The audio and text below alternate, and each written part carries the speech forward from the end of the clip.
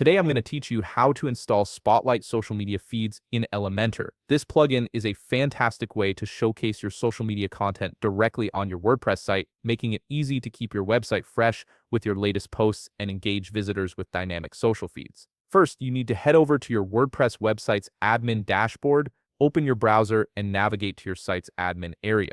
If you haven't logged in yet, now's the time to do so by entering your username and password. This step is crucial as it gives you access to all the backend controls where you'll manage plugins and customize your site. Once you're logged into the dashboard, look at the left sidebar menu where you'll find a variety of options for managing your site. Locate and click on Plugins. This section is where you'll manage all the tools and extensions that add functionality to your WordPress site. From the submenu that appears, select Add Plugin. This option opens up the plugin repository, giving you access to thousands of plugins designed to enhance your website's capabilities. Now you'll see a search field at the top right of the plugins page. Click on this field and type in Spotlight Social Media Feeds. As you type, the page will automatically start filtering results to match your search query. This makes it super easy to find exactly what you're looking for without scrolling through endless options. Once you spot the Spotlight Social Media Feeds plugin in the search results, you'll notice an Install Now button right next to it. Go ahead and click on it. This initiates the download and installation process, which usually takes just a few seconds depending on your internet connection.